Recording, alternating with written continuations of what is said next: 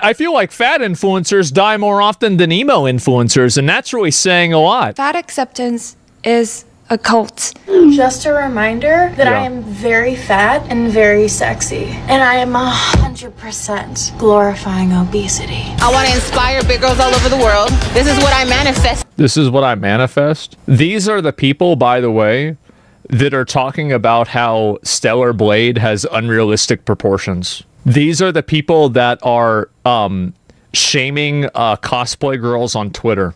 Dead at 37. Choo choo. Choo choo. It's bad, bro. It's real bad. I'm fat and I'm sexy. I'm fat and I'm sexy. Keep saying it. Maybe one day it'll be true. Beauty is in the eye of the beholder, but I don't know about you. I don't find any sexiness in contributing to the statistics that obesity is the leading cause of death in the US. Well, I mean, there's a lot of fat, like there's guys that like fat chicks for sure. Like, I mean, but that's not a lot. There's not a lot of them. There's a lot of guys that don't like fat chicks. There's probably more of them that do. Just because I'm fat, that doesn't invalidate the things that I say. She died. You ready to get supersized? She died too. Today I've got the big Fruit Loop. He's dead. Jesus, 33 and 37. Unlike how Dove or the new wave of Victoria's Secret wants you to believe, healthy beauty does not come at every size. Well, the reason why they do this is because so you have to understand that there's a lot of these girls, and like I think that women do this a lot. One of the sickest things that I think girls do is they like gassing up fat girls and making them feel good about themselves. But I think that the reason why is simply because they don't feel like they're in competition with these girls, so they can do it comfortably. That's the reason why. So they gas them up, and then they end up dying. Certainly not at a lot of the socially noble, body-positive plus sizes. Yet it is absolutely not wholesome to point that out. So much corporate glorification has been done to powder the fat elephant room that obesity is in fact a disease, not a bragging point. But corporations don't want you to get well because there's a gold mine. Think about how many McDonald's there are. There's so many McDonald's. Like, if there weren't any fat people, what would they do? Take body positive all-star Dove, for instance. Real beauty comes at every size. I think that Dove, if they want to make a fat label or like a fat product, they should call it Penguin. Because penguins waddle around a lot, they can't fly, and they just roll around on their belly. They should rename it. Plastic bottles and video game figures to slap on words like beautiful, sexy. The other problem that I think a lot of these people have is that they have to like accurately or actively try to make it seem like it is comparable to being skinny. And I think that also one thing that you've noticed, and I don't know if anybody else has noticed this, is that with a lot of these like fat activists and fat influencers, 95% of them are women. And the reason why is that the whole fat acceptance movement is derived from fat women trying to psyop men into dating them. That's the entire thing. That's it. That's the whole thing. Beautiful, sexy, confident whenever they can. Like every other human, I wanted to believe that it was to support the self-love journey of women and leave it at that. But no, I decided to ruin my day and my trust in humanity by researching a bit more and found out that Dove is owned by Unilever. And guess what else Unilever owns? Ben & Jerry's. So you call this in business, you call this vertical integration. And if they fully want to go all the way, they need to buy a funeral home. Ice cream, Magnum ice cream, and many other ice creams. Hellmann's made all your greasy burgers, Skippy peanut butter, a selection of frozen foods. I can go on. Isn't it nice to encourage your consumers to accept their enlarging body and deteriorating health as the ideal in order to sell more of your processed foods because their beautiful bodies deserve more? Has body positivity a movement intended to uplift women? It's all women. That's what it's all about. And also, by the way, there's no one, so you think that men hate women. There's no one who hates women more than other women. Like, if you think that we're bad because like somebody makes a joke about like a chick being fat or something, these girls will like get in these group chats and it'll be like fucking, you know, 8 to 10 fucking hens pecking one hen to death. Like, that's what it's like in these group chats. I've seen the fucking leaks, man.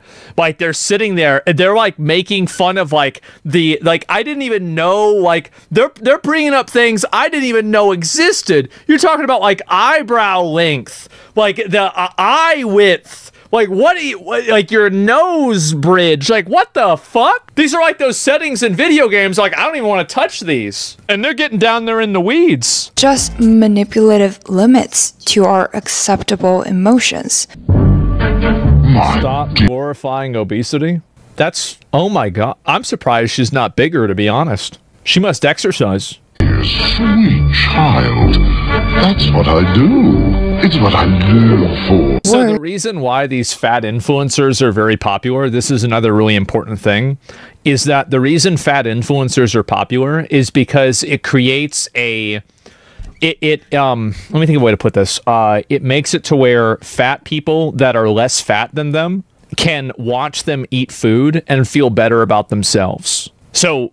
yeah, I've said before that fat people on average are more selfish and self-indulgent than, you know, the general population. And this is just, I mean, everybody, gluttony is a sin for a reason. And so anyway, we know that, everybody knows that. The only people that don't know that, we know who they are. And so anyway, the reason why these fat influencers are popular is because it's a way for people that are fat but not as fat as them, and they aren't eating as much food as them, to watch them eat food while they're eating food, but they're eating a little bit less food than the fat influencer is eating, so they feel better about themselves. It's basically like the second fattest kid in the class knowing and having a good like self-image because he knows that there's one more kid that's even fatter than he is. That's how it works. A cover for big food, big farming, and big pharmaceutical companies to profit off a nation of increasingly sick and fat people. None of this is a coincidence. So the industry has engineered what they call the bliss point for the perfect amount of sugar in products, not too little, not too much, working on maximizing the allure of their products. Quote, "We like them fat." Pick any ultra-processed foods at your local grocery store, for example. Some Kraft mac and cheese and Nestle drumstick paired with some Kit Kat, Coffee Crisp, Smarties, and why not throw in some Laffy Taffy? Pop in the Kool-Aid and 4 cans of Dr. Pepper to keep hydrated. Jesus. Oh, and can't forget the Oreo and Chips Ahoy. Great, that sounds like a really good breakfast. Orange Fanta for the vitamins. Fanta. Balance, as one may say. As conventional beauty standards have become much more accepting and ambiguously defined. They're not more accepting and they're not ambiguously defined. This is marketing for women to women. It doesn't matter how many fat chicks you show in a bikini, it's not going to psyop a guy into liking them. That's not how it works. They're marketing to fat women. Yeah, they're marketing to them. They're farming them. But guess who owns the beauty giants? Conglomerates like Nestle, Unilever, who sell you anything from chocolate to ice cream to frozen foods, and that is when the Dove body soaps begin to make sense. Not saying that all body positive and fat acceptance campaigns are there to manipulate and trick you into increasing your body fat percentage without limits. Why else would you do it? What would be the other purpose besides that? So much of the message comes actually from an extremely caring and helpful perspective to help remove the stigma around plus-size people. But also, so much fat glorification has been disguised as acceptance. Oh my God. And when the majority of your stakeholders need to make money from selling frozen pizzas and ice cream, the votes are not up to you. You think about it too, is like you can sell 1 Kit Kat to a skinny person a week. You can sell 6 Kit Kats to a fat person a day. That's a pretty easy decision, right?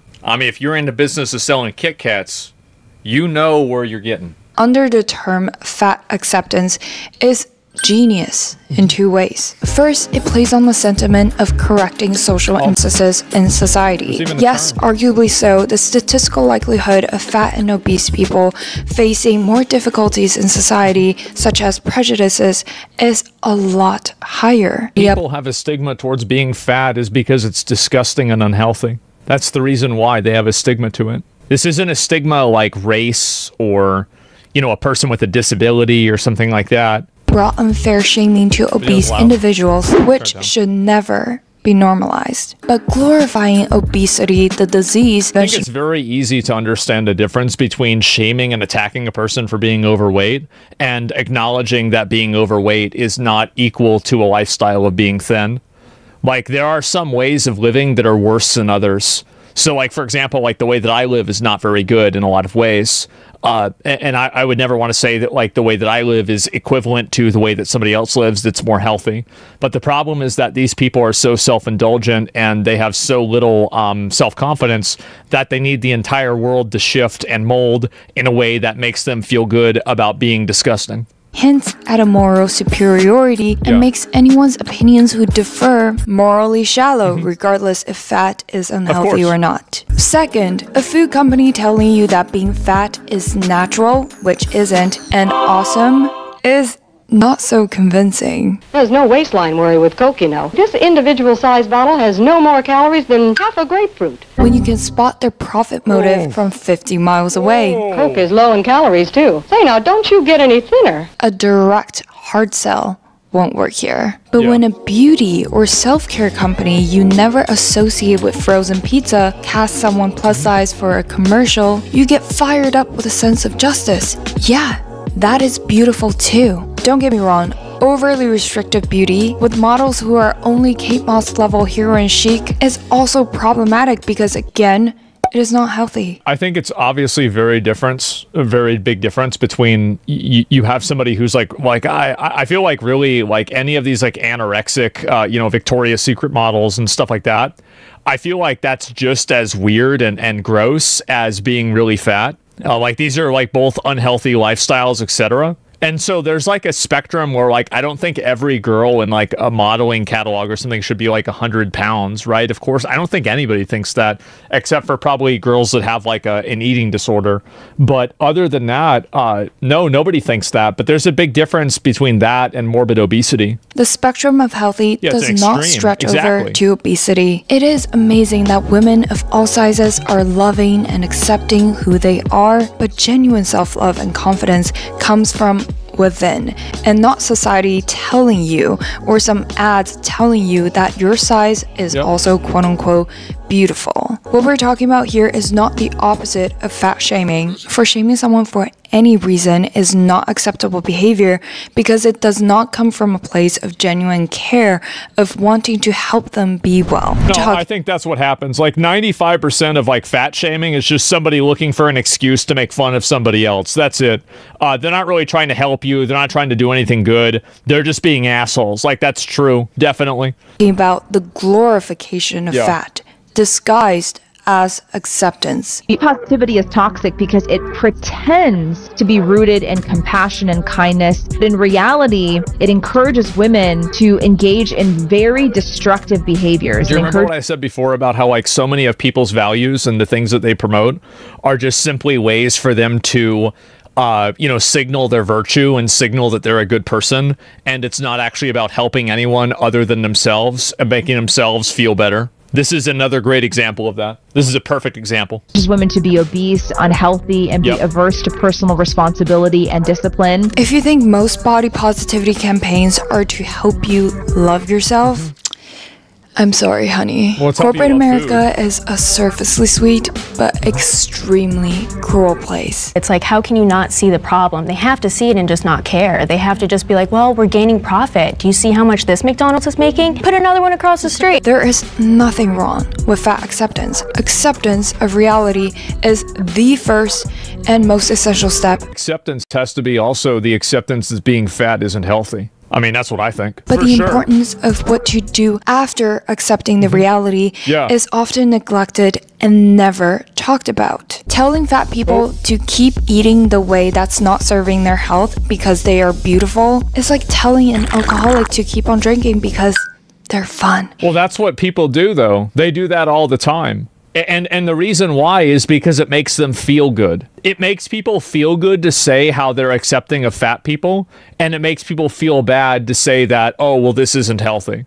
It's all about how somebody feels, and it's not about the person that they're trying to signal empathy towards. They don't care about that person at all. That's why they're okay of having this person kill themselves as long as they can make them feel good in the process. And profitable thing to do. Having a fat country makes us money. But at the end of the day, it is irresponsible to push unhealthy, addictive behaviors to a greater extreme with the power of both brainwashing, quote-unquote self-love ads, and processed foods designed in a way that's addicting, easy to eat, and easy to repeat the eating pattern. It's not a simple good versus bad food, normal versus fat problem. It's a whole addictive pattern building trap. I lost 60 pounds in 6 months. Everyone was so happy for me. I hated myself. I hated the way I looked. I hated why I exercised. Naturally fat.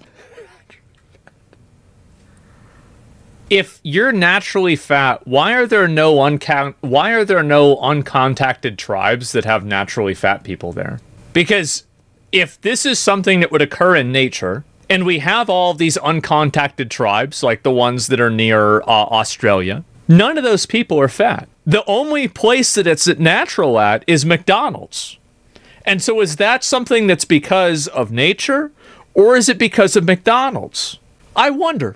Trips to McDonald's genetics, is eating chips in bed genetics, is being allergic to the gym genetics, is running 100 miles genetics. Back in a universe where fat just meant fat and not a compliment or insult, fat just means you have excess energy stored in your body that you are not using. Obesity or overweight is a disorder involving excessive body fat that increases the risk of health problems. Notice how something that elevates your risk of dying of cardiac arrest is a disorder and is not normal. Needless to say, glamorously framed as the modern sexiness. Supersized, what does it say? Supersized salon Jamie Lopez dead. Last intense video and death cause shocking.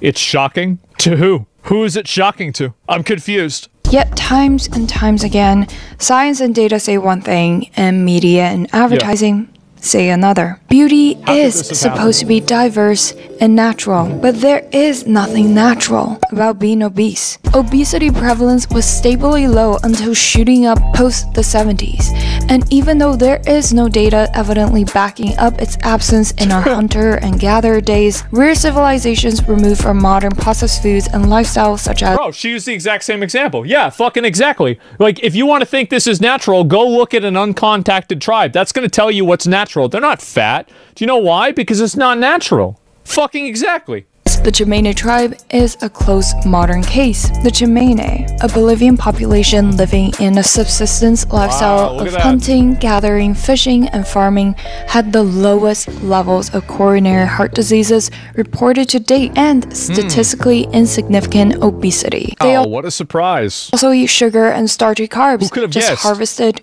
by themselves. So do these people just have some God-sent fat-proof genetics? No. It's gotta be some kind of fucking abstract, like, genetic problem. It can never just be you. The overall Bolivian population that shares similar genetics is still subject to 28 and 17% of obesity for women and men. So if they also eat carbs, fat, protein, just like the American diet, why are they rarely inflicted with fat-related health complications? Is all the difference really in the absence of food processing? Nope, it's the difference. It's that they eat a lot of food, they don't exercise. See, somebody wants to blame that, like, oh, it's not my fault, it's processed food's fault. Well, when your body is a food processor, then maybe it's your fault. According to CDC, Americans are eating more calories on average than they did in the 1970s. Between 1971 and 2000, the average man added 168 calories to his daily fare, while the average woman added 335 calories a day. What is driving this trend? Experts say it's a combination of increased availability, bigger portions, and more high-calorie foods. Nothing beats the devious design of processed foods to get people hooked as an addictive coping mechanism to rising psychological issues. Food addiction is a carefully designed process. Why are women triple men? The reason why, I think, is that I feel like there's probably a lot of different reasons, honestly. It's probably not like one thing specifically. To blame? Yeah, who's to blame? The people eating the food are to blame. Yeah, I'm sorry, but like I get that like some foods can be addictive and this is not good for people, and yeah, processed foods are bad. Sure. But if you're putting it in your mouth, you're the one that's at fault. You did it. You put it in your mouth, you started eating it, that's you, you did that wrong. Quote, foods that are very high in fat and carbohydrate in equal ratio don't exist naturally, said Gerhardt, a clinical psychologist at the University of Michigan. It is something that is designed by food scientists in a laboratory to look a certain way, feel a certain way in your mouth, smell a certain way when you open the package. So once you had one pleasant experience with it, you want more, and you want it more often. This is again what I was saying, is that these people lack self-control and they engage in self-indulgence at a very high ratio that is unhealthy and destructive. Is on the rise and the conglomerates are normalizing it, or rather glamorizing the consequence of it. Well, they're just capitalizing off of it. If these companies, if being really thin was popular, these companies would just be making bullshit products that are supposed to make you lose weight. Like, you guys ever been to like a grocery store and you look at, you know, the magazine rack, and every single month somehow Dr. Oz has a new pill that helps women lose weight without exercising? How is it possible that there's a new one every single year, every single month? Well, I can tell you why. It's because people keep buying them. That's why.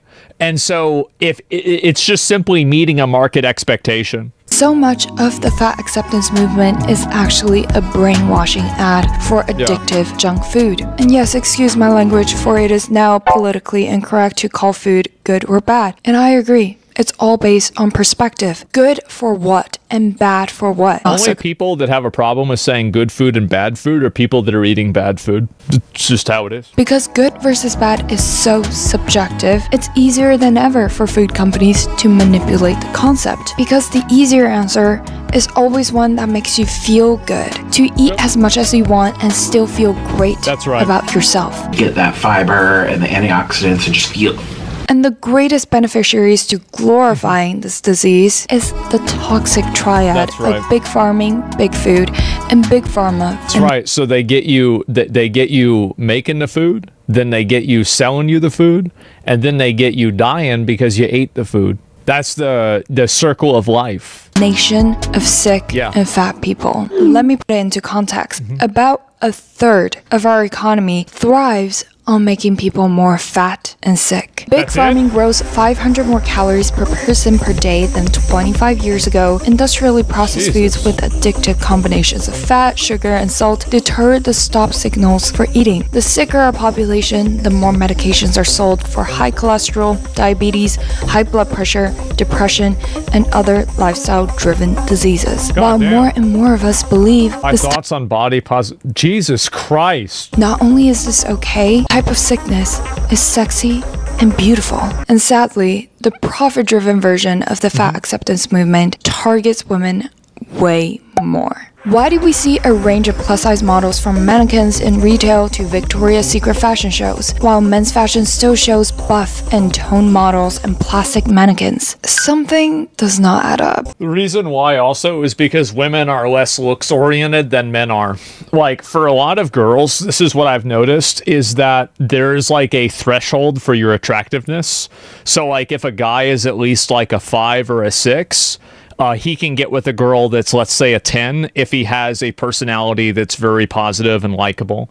Where it's like, obviously, more attractive guys have advantages, but like there's much more of like a diminishing return for men than there is for women.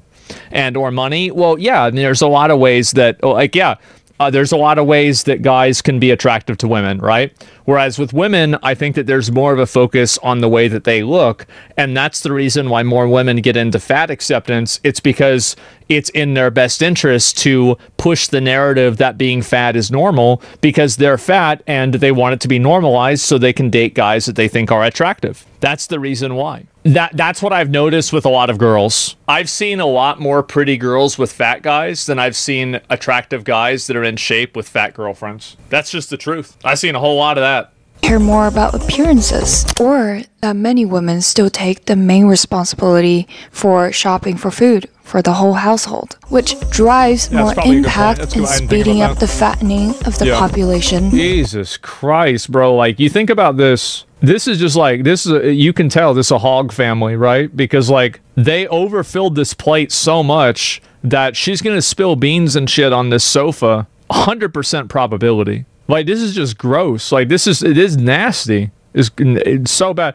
I do think that if you have a kid and your kid is morbidly obese, which is like 100 pounds over being obese, I think that's child abuse. Now, I mean, if your kid's a little bit pudgy or chubby, that's not really a big deal. But if they're morbidly obese, that's child abuse. The spiral itself, from farming to food processing to solving a naturally increasing problem, is just bleak and sickening. Self-acceptance is not the opposite from self-improvement. I think you have to accept yourself. Like, this is the thing, is that, like, for me, for example, when I was like, I was having problems with my blood pressure and it was high.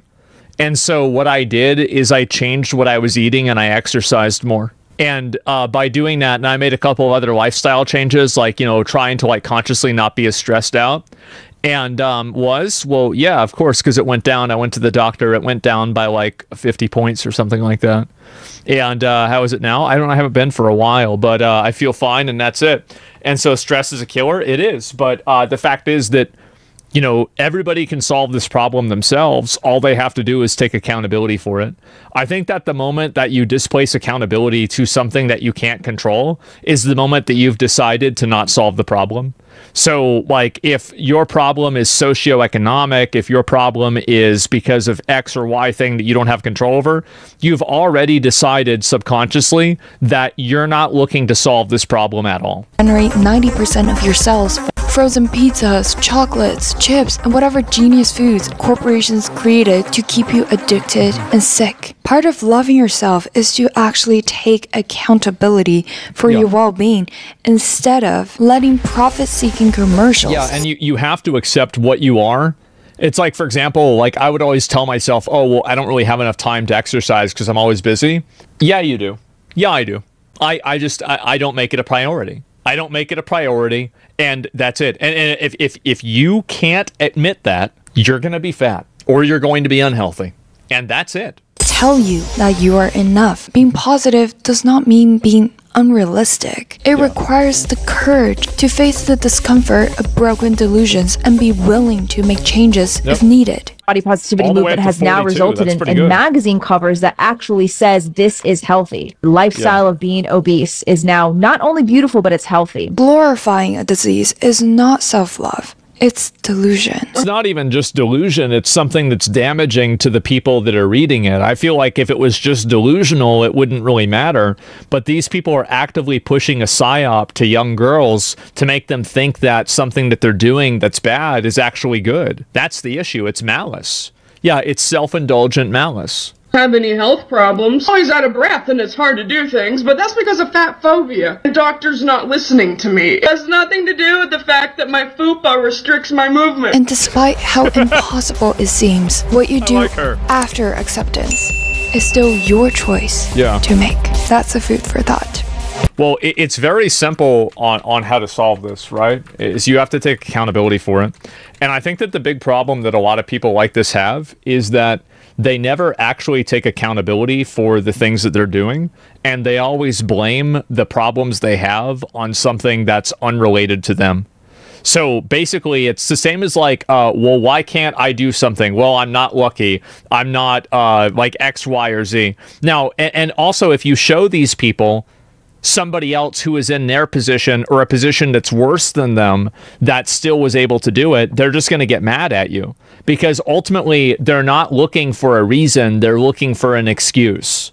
And that's it. And so anyway, I don't like, as I said before, I don't like making a lot of comments on women's appearance just in general, but like, yeah, I mean, she's a healthy weight for sure. And I've had this happen a lot for me, right? Is that like growing up, especially, I always had people making fun of me for being skinny. And I always found it to be very annoying. I didn't like that at all. She looks normal. Yeah, exactly. I don't know why people struggle to lose weight, just eat healthy and work out. Well, it's because they don't want to. That's the reason why. And the problem is that a lot of people like to use excuses for things and blame them on something that's not themselves, because that's something that is easy for them to do. They can just simply say, well, it's because of this or that or this other thing that I don't have any control over, and then they can feel good about it rather than actually taking accountability for themselves. And I think that's really why it's so popular, and that's why there's so many people that are getting into it. And but if a child's developing the addiction, then later he cannot stop, how can you say that's his fault? What do you mean he can't stop? People stop with addiction all the time. There's people that get over heroin. People get over heroin. People get over crack. This guy can't get over McDonald's? Grow the fuck up. Take accountability for yourself. Make a situation. Make a plan. Execute the plan. Solve the problem. And if you can't, then you're going to fucking die. That's it. Yeah, it's harder, but not impossible. Yeah, I mean, like, everybody is going to have... There's going to be disadvantages and, like, you know, setbacks that everybody has. Everybody has setbacks. Everybody has things where it's like, oh, well, this isn't necessarily ideal for me. But, you know, at the end of the day, people can take advantage of things if they want to, right? People always say these foods are on the level of these drugs, so it's probably not easy. People are always saying how these foods are on the level of those drugs. You know who's saying that food is on the same level as heroin? Somebody who's addicted to eating food. That's the reason. So, of course, to them, it's the same as heroin, because if you say that, that makes you feel better about the fact that you can't stop eating food.